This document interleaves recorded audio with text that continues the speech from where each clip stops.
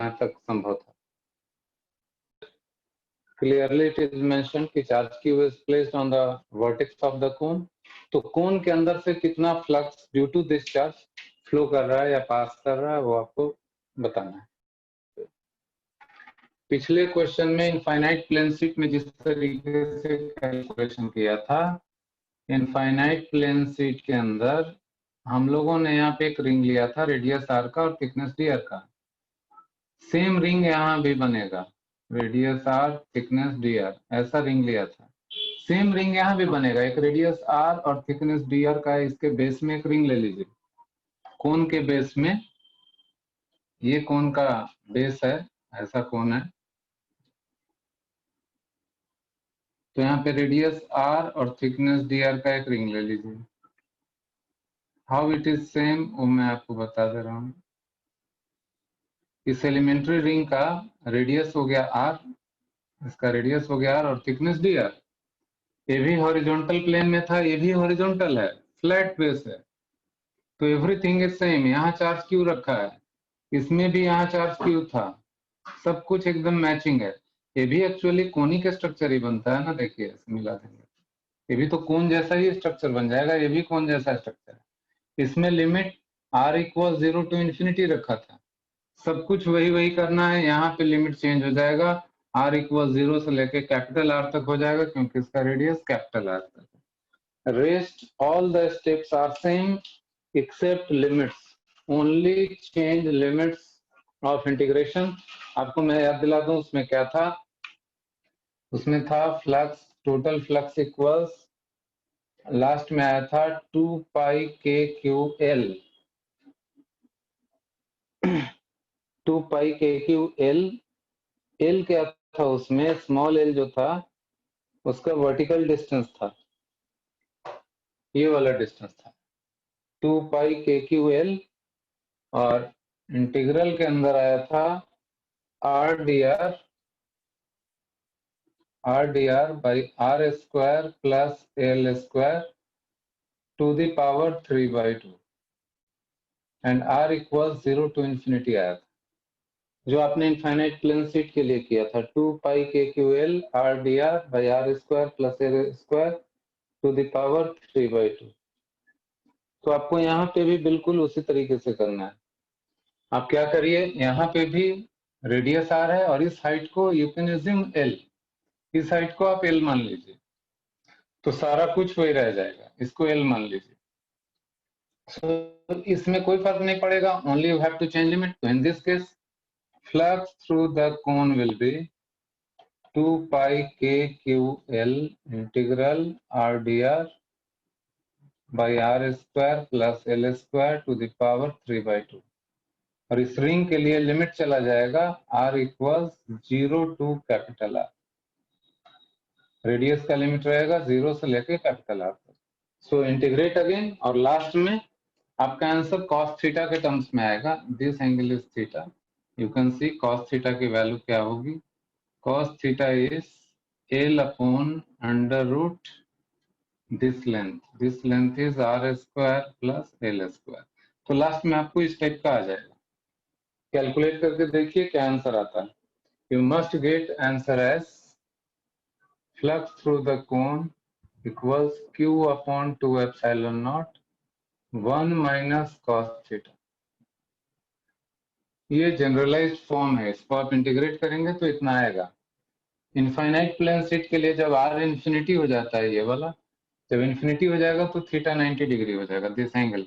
अगर रेडियस बढ़ते बढ़ते इंफिनिटी पे चला गया तो ये एंगल बढ़ते बढ़ते 90 डिग्री हो जाएगा, this will become 0। So answer is q by 2 epsilon not for this case, और इसके लिए ये आंसर आप लोग कंफर्म करिए 1 मिनट के अंदर।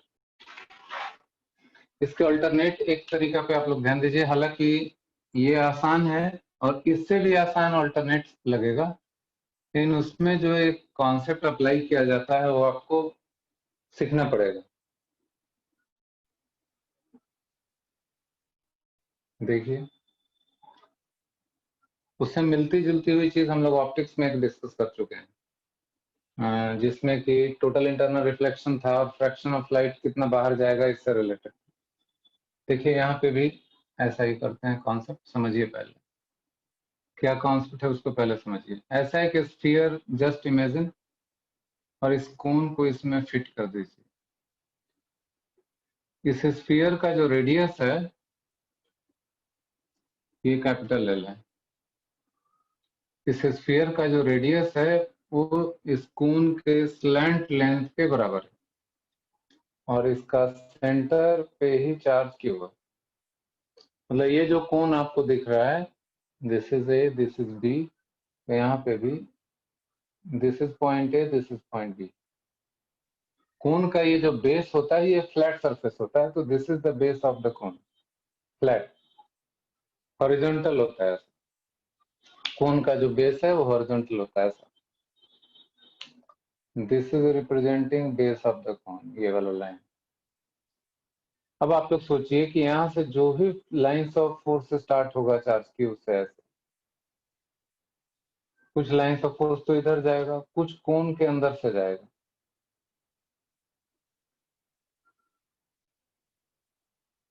इस तरीके से हम लोग को इस कोन के अंदर वाला, इसके अंदर से जो लाइंस ऑफ फोर्स जा रहा है इससे मतलब है।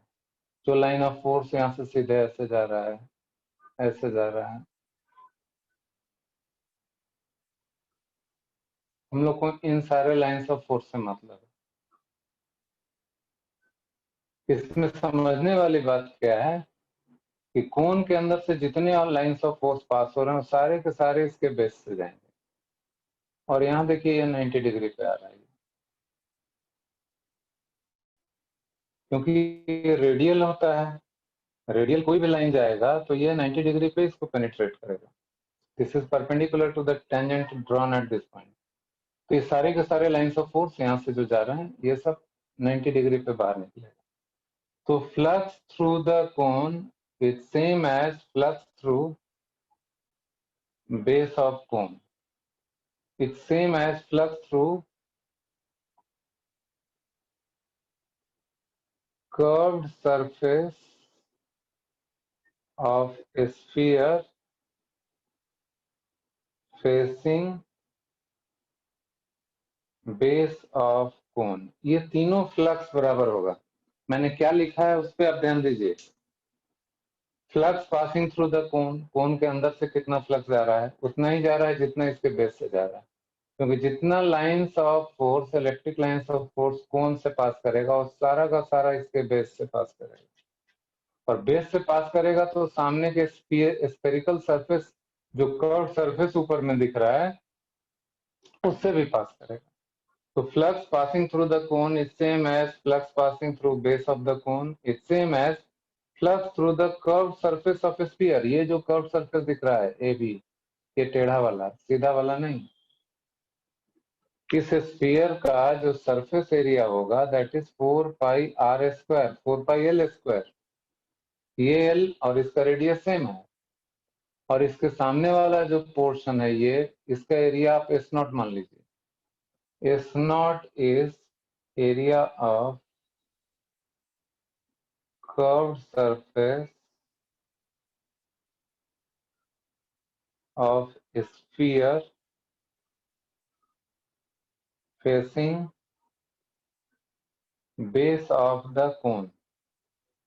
इसका एरिया होता है 2 pi r square 1 minus cos theta. This is a standard result, you can remember. ये कैसे आता है ये एरिया, ये भी मैं आपको इंटीग्रेशन से अभी बता दूंगा। ये जो छोटा सा एरिया है, एग्जाम्पल के लिए थीटा क्या है, ये है, this is theta, semi vertex angle.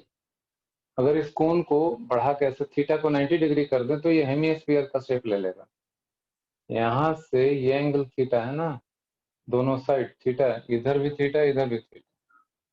Theta 90 degree ले लेंगे तो ये हेमिस्फीयर बन जाएगा। तो cos 90 डिग्री 0 होता है, तो 2 pi r square surface area of hemisphere. Theta को अगर आप पाई ले लेंगे तो पूरा स्फीयर बन जाएगा। cos पाई इज -1, ये 4 पाई आर स्क्वायर हो जाएगा।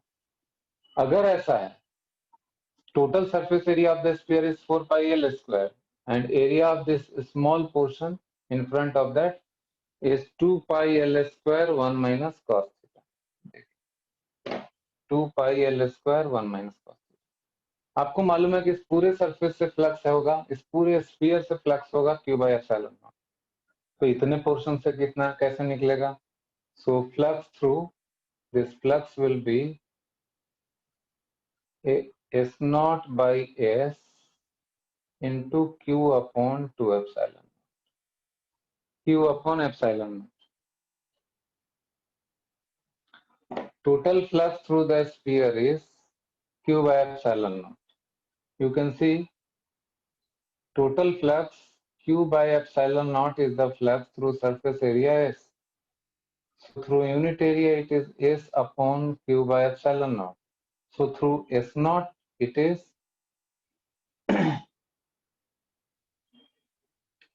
ये रिवर्स मैंने लिख दिया, ऐसा लिखना है, यूनिटरी मेथड से तुरंत समझ में आ जाएगा। Through area S, flux is Q by epsilon naught. Through unit area, flux is Q by epsilon naught divided by S. Through S naught area, flux is Q by epsilon naught S naught by S, जो मैंने यहाँ पे लिखा है। देखिए S naught का value ये रहा, S का वैल्यू ये रहा, सारा वैल्यू डाल दीजिए, ये आंसर आ जाएगा। इसमें S naught यहाँ से लीजिए, S यहाँ से लीजिए, सारा वैल्यू डाल दीजिए, ये आंसर आ जाएगा। और S naught इतना कैसे होता है वो अभी मैं आपको बता दे रहा हूँ।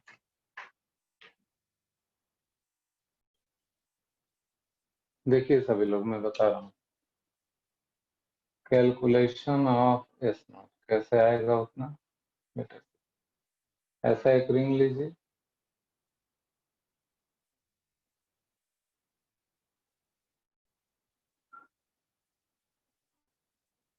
ये रिंग कहाँ लिया गया है? इसके कर्व सरफेस पे, यहाँ पे लिया गया है। This ring is taken on this surface. इसका रेडियस है, इस रिंग का रेडियस है small r at an angle alpha and this is d alpha.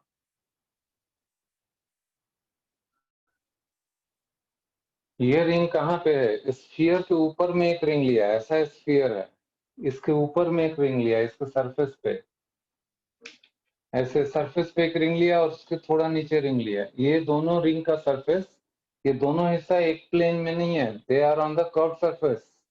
इसलिए इसका थिकनेस जो है ये आप dr नहीं ले सकते हैं, इसको लेना होगा, अगर ये l है तो l इंटू डी अल्फा, क्योंकि ये जो रेडियस है इस पे आप कहीं पे भी रिंग लेंगे तो यहाँ से उसका डिस्टेंस इसका रेडियस l के बराबर होगा। इसके सरफेस पे रिंग है तो यहाँ से डिस्टेंस l होगा। देखिए इसका भी अंदर वाले रिंग, इनर रिंग का भी रेडियस l लिया है, आउटर रिंग का भी रेडियस l लिया है, and this is slightly curved. तो ये जो थिकनेस है एल डी अल्फा हो जाएगा, theta equals L by r के फॉर्मूले से, d alpha equals this thickness by radius. तो इसका क्रॉस सेक्शन होगा, एलिमेंट्री क्रॉस सेक्शन जो होगा d s naught, that is 2 pi r into thickness, thickness is L d alpha. S naught कैसे निकलेगा, इसको इंटीग्रेट कर लें, integral 2 pi r L d alpha, इसी को इंटीग्रेट करना है बस, आ जाएगा एस नॉट का फॉर्मूला। तो अल्फा का लिमिट क्या लेंगे, 0 से लेके थीटा तक, 0 से लेके थीटा तक। देखिए ये हमें जाना कहाँ तक है, थीटा एंगल तक जाना है, यहाँ से जो ये एंगल है ये थीटा, यहाँ तक जाना है। तो स्मॉल आर को पहले चेंज करना पड़ेगा क्योंकि हम लोग अल्फा के टर्म्स में निकाल रहे हैं। तो इस डायग्राम से देखिए, we can take sine alpha, sine alpha is small r divided by capital L. तो स्मॉल आर की वैल्यू हो गई L into sine alpha. So this is 2 pi, L को बाहर कर दिया और आर की जगह पे एल साइन अल्फा लिया तो एल स्क्वायर हो गया, और इंटीग्रल के अंदर आ गया sine alpha d alpha, and alpha equal 0 to theta. So this is 2 pi L square minus cos alpha, alpha equal 0 to theta, therefore s naught equals 2 pi L square 1 minus cos theta. This is the formula. यानी sphere का जो radius है वो 2 pi into radius square 1 minus cos theta. इस फॉर्मूले का फायदा ये है कि even if it is given कि theta equals 10 degree, then also you can calculate the flux by this formula. यहाँ कॉस 10 डिग्री डाल दीजिए, 45 डिग्री दिया है 45 डिग्री डालिए, 30 डिग्री दिया है 30 डिग्री डालिए, हर जगह काम करेगा। तो ये एक जनरल स्टैंडर्ड फार्मूला है, आप इसको याद रखिए। Total flux through the cube find out, first step यही है, total flux through the given cube. Then apply Gauss law equals, Gauss law as total flux through any surface is net charge enclosed by epsilon naught. From this equation you can get net charge. दोनों cylinder एक ही cylinder है in the given diagram. First case में cylinder is kept perpendicular to the electric intensity, second case में uniform electric field से थोड़ा incline कर दिया गया, so that axis of the cylinder is inclined at an angle theta from the vertical line. In each case, you have to calculate magnitude of electric flux passing inside the cylinder. Magnitude चाहिए sir, sign से मतलब नहीं। अब तक जिनका पहला question number 2 नहीं हुआ है उनको मैं अभी बता रहा हूँ कि कैसे होगा। देखिए क्वेश्चन नंबर 2 को कैसे करेंगे। Suppose axis given is of this type, x axis, y axis and z axis. Cube कहाँ पे रखा हुआ है? A cube of side L is placed at x equals L such that three sides are parallel to respective axis. इसका मतलब है cube यहाँ से कुछ डिस्टेंस पे है, ऐसा है। This end is x equals L and this point is x equals 2L. This is cube. ये भी L है, ये भी L है। इस तरीके का अरेंजमेंट है। And electric intensity is dependent on x. According to question, electric intensity is along x-axis in this direction. It is given as a into x.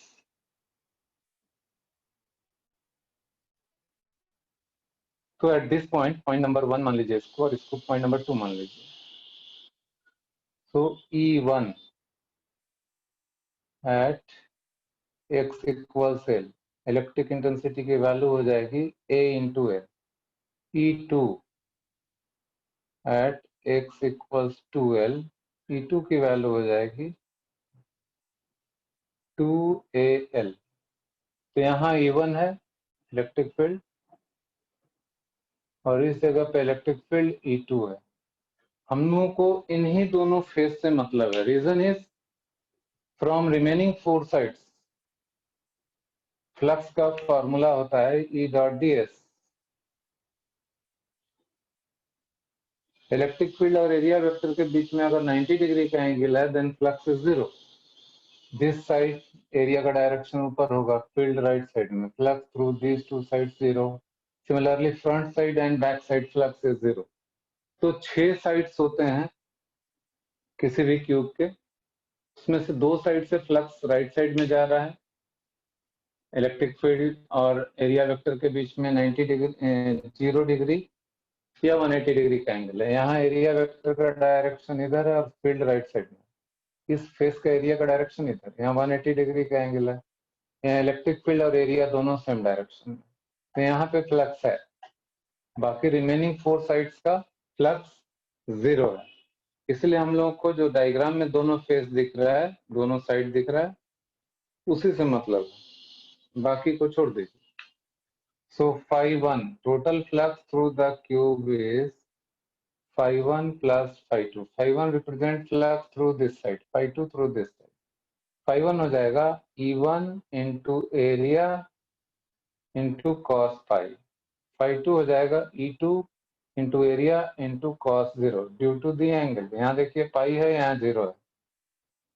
तो total flux through the cube ये हो गया, E1 की value है a into L और ये L square, तो AL cube with a minus sign into -1 plus E2 is 2AL and this is L square, L cube into 1. So total flux passing through the cube is A into L cube, and according to Gauss law, it is net charge enclosed by epsilon naught. Therefore, total charge enclosed by the cube is AL cube into epsilon naught. This is the answer.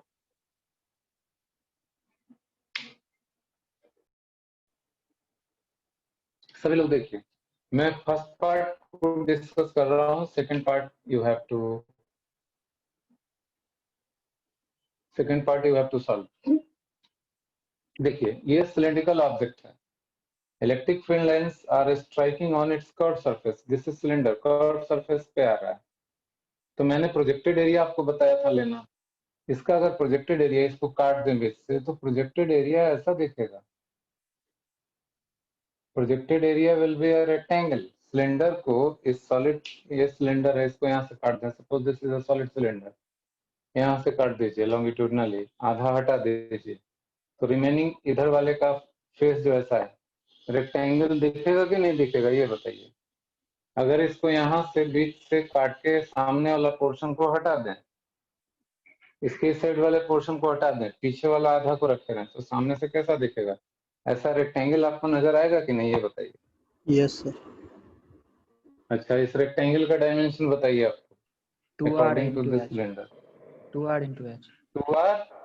2r इसका हो जाएगा width, 2r हो गया इसका width, और h इसका height, correct. तो ये जो सिलेंडर है, सामने का पोर्शन काट के मैंने हटा दिया, ऐसा हो गया, तो ये हो गया 2r और हाइट हो गया h, यानी कि इस पे ये जो है 2r और h, इस पे electric field is perpendicularly coming, ये 90 डिग्री पे आ रहा है, ऐसे हो गया ना, electric field lines are striking, ऐसा हो गया।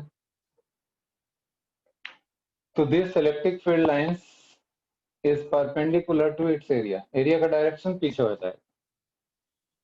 तो मैग्नीट्यूड से मतलब है, अगर राइट साइड वाला ले रहे हैं तो टोटल फ्लक्स पार्ट ए का, total flux linked in part A which is moving inside, magnitude is E into area का मॉडुलस। इलेक्ट्रिक फील्ड हो गया E और एरिया हो गया 2r into h, this is 2ERH, this is the answer. कहीं epsilon not या कुछ और नहीं आएगा, सिंपली 2RH एरिया हो गया into electric field, magnitude of the electric field. Second में सबसे इजी क्या होगा, इलेक्ट्रिक फील्ड लाइंस का डायरेक्शन देखिए ऐसा है, हॉरिजॉन्टल, सबसे आसान अप्रोच यही होगा, electric field lines are in horizontal direction, ये एंगल 90 माइनस थीटा है, तो E का कंपोनेंट अलोंग द एक्सिस लें, तो it is E sin theta, and perpendicular to the cylinder लें, तो it is E cos theta. मतलब इसके थर्ड का पार्ट बी में कुछ ऐसा केस हो गया, देखिए सिलेंडर ऐसा है, electric field lines along the axis हम लोग ले सकते हैं E sin theta, and perpendicular to the cylinder ले सकते हैं E cos theta, this is E sin theta. अब इस फील्ड लाइन के लिए E sin थीटा के लिए यहाँ का एरिया पाई आर स्क्वायर लेंगे, इसके परपेंडिकुलर जा रहा है, और E cos theta perpendicular to the axis है, यहाँ E था परपेंडिकुलर टू दी एक्सिस, उसका यहाँ इतना वैल्यू है, ये स्थिति और ये स्थिति सेम है, बस E की जगह E cos थीटा लेंगे। तो इस सरफेस से कितना फ्लक्स इन हुआ और यहाँ से कितना फ्लक्स इन हुआ, दोनों का समेशन लेना होगा। Phi equals phi 1 plus phi 2, phi through the curved surface, कितना फ्लक्स इन हुआ उसका मॉड लेना है, and flux through the circular part, circular end, तो ये हो जाएगा कर्व सरफेस से, इसी फॉर्मूला से 2ERH, E की जगह E cos थीटा कर देंगे, this is symmetrical to this one जो यहाँ था,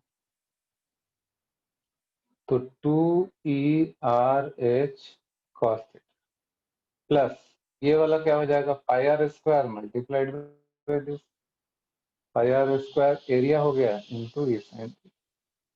सो final answer is magnitude of the flux moving inside the cylinder. ये जो इन हुआ है यहाँ से आउट हो गया, यहाँ जो इन हुआ है यहाँ से आउट हो जाएगा, नेट तो जीरो रहेगा।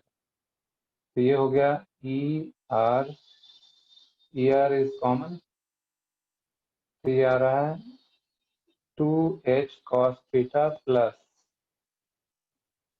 पाई r sine theta, this is the answer. आप सभी लोग सारा स्टेप देखिए, कहीं दिक्कत लग रहा है तो बताइए। इन the given question electric intensity in general is given at a given point, जो कि एक्स और वाई का सिर्फ फंक्शन है, और एक स्फेरिकल वॉल्यूम ले लिया रेडियस आर का। इस स्फेरिकल वॉल्यूम के अंदर टोटल कितना चार्ज इनक्लोज्ड है वो आपको गिवन डेटा से इवेलुएट करना है। रेडियस ऑफ द स्फीयर, इसमें क्या आइडिया लगाना पड़ेगा, देखिए पॉइंट पी के लिए क्या करना पड़ेगा, इलेक्ट्रिक फील्ड लाइन सिर्फ एक्स वाई प्लेन में है। देखिए यहाँ जेड एक्सिस के लॉन्ग इसका कोई कंपोनेंट नहीं है, there is a x component and y component. Point P के लिए पहले देखिए यहाँ पे, अगर यहाँ पे एरिया वेक्टर देखें तो ओरिजिन और पॉइंट पी को मिलाने वाला लाइन में होगा एरिया वेक्टर, छोटा सा एरिया ले यहाँ पे डीएस, तो डीएस का डायरेक्शन होगा ओ और पी को मिलाने वाले लाइन के डायरेक्शन में। यहाँ पे कोई एरिया वेक्टर लें, दोनों को मिलाने वाले लाइन के डायरेक्शन में रेडियली आउटवर्ड डायरेक्शन। इस स्फीयर के ऊपर हम लोग किसी भी पॉइंट पे जाएंगे तो area will be radially outward. तो डीएस वेक्टर लिया जाए, छोटा सा एरिया यहाँ पे डीएस कैप लिया जाए तो इसकी वैल्यू हो जाएगी एकदम, DS represents very small area at point P. उसका डायरेक्शन क्या हो जाएगा, पोजीशन वेक्टर है उस पॉइंट का, ये पॉइंट पी का पोजीशन वेक्टर है x i plus y j plus z k. इसमें अगर इसके मॉडुलस से डिवाइड कर दें, x square plus y square plus z square, तो यही डीएस कैप या एन कैप, इस डायरेक्शन का जो एरिया है उसको बोलेंगे। एरिया का डायरेक्शन क्या होगा, पॉइंट पी का जो पोजीशन वेक्टर होता है ओ और पी को मिलाने वाला लाइन, उसमें उसके मैग्नीट्यूड से मैंने डिवाइड कर दिया। इसी को आप एन कैप कह लीजिए, direction of area unit vector in the direction of area vector DS. तो डीएस कैप बोले या एन कैप बोले, और करना क्या होगा, डी फाई निकाल सकते हैं आप ई डॉट डीएस लेकर। E dot ds will give you d phi. Further we can write it as E dot ds cap, और डीएस का मैग्नीट्यूड छोड़ दीजिए अलग, डीएस का मैग्नीट्यूड को डीएस ही रहने देते हैं। डीएस कैप ये रहा पूरा, ये पहले आप लोग बताइए डीएस कैप क्लियर है या नहीं, डीएस कैप सबको क्लियर है? मैथ में ऐसा यूज करते होंगे, यस ठीक, सर। देन आसानी से आ जाएगा आंसर। इस अप्रोच से चलेंगे तो बहुत कम कैलकुलेशन करना पड़ेगा।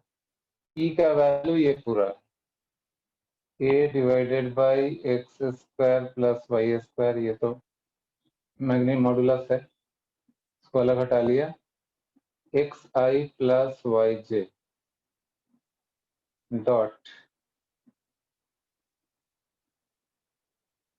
डीएस कैप ये पूरा x i plus y j plus z k divided by under root x square plus y square plus z square. साथ ही साथ r square equals we can write x square plus y square plus z square. इसमें भी किसी को दिक्कत नहीं होना चाहिए। Radius of the sphere, Yes. ये जो डिनोमिनेटर है root over, this is root over r square, तो इसको आर लिख सकते हैं हम लोग। अब डॉट प्रोडक्ट ले लेते हैं और ये डीएस बाहर में बचा हुआ है, सो डी फाई इक्वल्स आ गया a upon x square plus y square, और जब डॉट प्रोडक्ट लिया गया इसके और इसके बीच तो जेड वाले कंपोनेंट का कोई वैल्यू नहीं है क्योंकि यहाँ जेड कंपोनेंट नहीं है। एक्स का एक्स के साथ लिया तो x square plus y square, ये न्यूमरेटर में आ गया, x i dot x i, y j dot y j, तो x square plus y square, और ये जो डिनोमिनेटर है ये हो गया radius r into d s. Total flux through this sphere pi is integral d pi integrating over the surface, so it is, ये पूरा कैंसिल हो गया, ये आ गया a by are into integral d s, ये x square plus y square पूरा का पूरा कैंसिल, यहाँ से आ गया total flux through the sphere is a by r, और पूरे सरफेस पे इंटीग्रेट करेंगे तो ये आ जाएगा 4 pi r square. According to Gauss law this is total charge enclosed by epsilon, so total charge enclosed by the sphere is एक r cancel 4 pi epsilon naught AR, this is the answer, 4 pi epsilon naught AR is the answer।